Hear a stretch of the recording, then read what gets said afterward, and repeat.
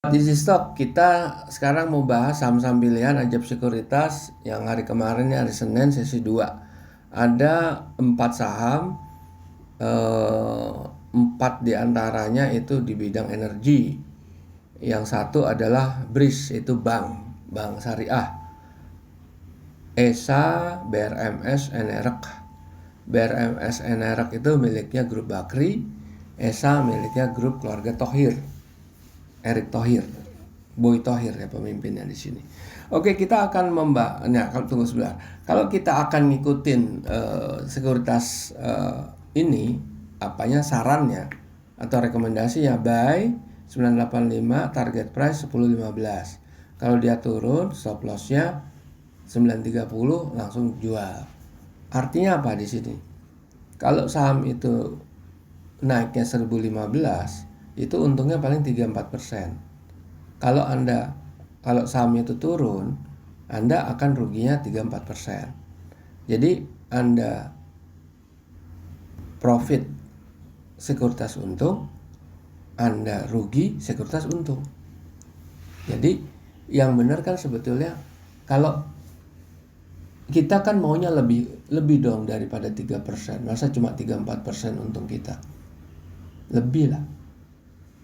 Kalau bisa 30%, 40%, atau bahkan 2 kali lipat kalau bisa.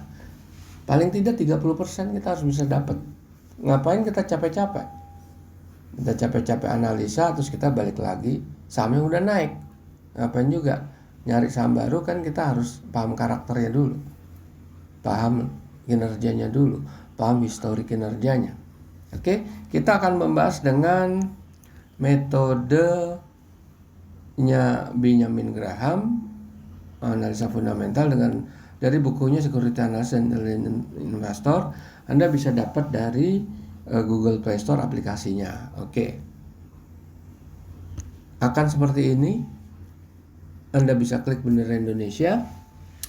Ada 800 saham yang listed free of charge. Anda bisa bandingkan closing price marketnya dengan nilai wajar tertinggi dan terendah. Kita buka dulu ESA. Nah, ini kita lihat gini ya, cara bacanya. Kalau ini 15 perak tuh naik dari Jumat naik ke Senin. Ini kan harga masih kemarin, sekarang kan Selasa. Harga hari Jumat itu 950, sekarang 965. Bukan, Senin 965. Sekarang kita harus lihat lagi. Upside-nya 60 sampai 2 kali lipat. Wah, bagus dong. Kita lihat. Laporan keuangan udah terakhir ya, up to date. Growth-nya 5,7, oke ya. Mas, bagus dong, termasuk bagus.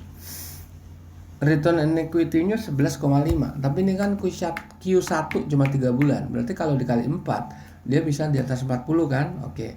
Profit margin 25 bagus. Working capital 1,6. Debt to equity-nya yang besar nih di sini. Makanya gapnya lumayan nih, sebagai 700 perak ya, kira sekitar situ ya. Kita lihat aja nih, net current asset 2,8 triliun. Kalau dia nutup short term netnya masih cukup kan, masih ada sekitar 1 triliun ya. Oke, dia masih ada sekitar 1 triliun positif atau surplus net working capital. Dia punya free cash flow-nya tinggi di sini. Tapi kalau 1 triliun itu suruh nutup long term debt yang 5,6 triliun, pasti defisit di neraca kan. Oke. Nah, ini free cash flow-nya 2,9 triliun, kuat nih free cash flow-nya, ya kan? Nah, ini yang bisa ngangkat harganya sampai ke valuasinya 2.200. Nah, oke. Kita lihat saham yang lain. BRMS sama Bakri ya. BRMS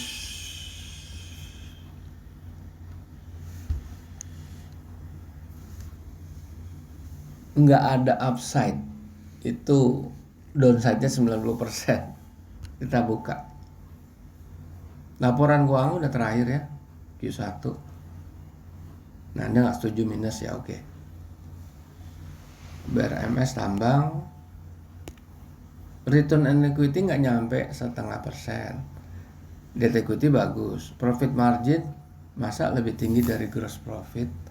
Berarti setelah gross profit itu ada pendapatan lain-lain yang di luar core bisnisnya dia. Bisa aja anak perusahaan yang nyetor sesuatu ke situ. Secara akuntansi emang bukan fiktif, itu ada buktinya. Tapi secara analisa fundamental modelnya Benjamin Graham itu harus dikeluarin. Karena yang kita analisa, yang kita mau kan valuasinya emiten itu, bukan anak perusahaannya. Oke? Nah, kita mau rubah ini, Anda nggak setuju nih, Anda masuk membership premium ya. Ada Fast Forecast Simulator, besok selection, dan menghitung nilai wajar IPO. Forecast Simulator. Anda mau growth-nya 8%, tinggi loh 8%. Oke, kita lihat. Tetap aja nggak ngangkat gitu. Oke. Terlalu tinggi lah. BRMS, habis itu Enerak kita grupnya Bakri juga Enerak. 54% upside-nya bagus, tetapi downside-nya bisa dalam banget. Ini laporan Q1 udah growth-nya 3,5%, fine. Return equity-nya enggak, 2,2 itu kalau kali 4 cuma 8-10% ya kira-kira ya. Nah, itu benchmarknya segitu emang. Debt equity-nya tinggi 1,65, profit margin rendah. Oke. Kita lihat nih kenapa rendah banget ya. Nih net current asset aja. Kalau disuruh nutup utang jangka pendek, itu akan negatif 3 triliun lebih. Kalau dia suruh nutup jangka panjang yang 5 triliun kan berarti 8 triliun defisit neracanya. Defisit working capital aja udah 3 triliun. Makanya gapnya tinggi sekali gitu. Ini hanya bisa trading ini. Oke, Breeze.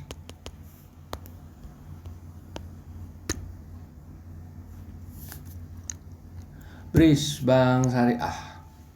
Aus. Wow, ini ya bagus 6 kali lipat ini. Tapi kok downside-nya bisa sampai hampir 60%. Ini yang kita harus lihat. Laporan Q1 udah bener. Revenue growth 2,5%, oke. Ini net current asset 237. Sebetulnya bisa nutup situ. Itu kan kalau di jumlah total utangnya itu sekitar 240. Ya minus sedikit ya, defisit di neraca ya. Working capital nggak defisit, surplus. Makanya ada gap di sini. Nah, ini kita lihat laporan atau rasio keuangan. 4% kurang ya. Kalau kali 4 kan sekitar 15% ya. Bagus di atas benchmark. Tapi debt to equity-nya itu loh tinggi tuh, 9,4. Oh, tapi bank memang tinggi ya. Oke, profit margin 21%, working capital juga bagus. Sebetulnya kalau dalam jangka pendek menengah, asal Anda dapat di harga bagus, saham ini akan naik. Tapi kalau terjadi sesuatu goncangan di market, dia akan cepat juga turunnya. Oke, para pemirsa, kita jumpa lagi di lain kesempatan.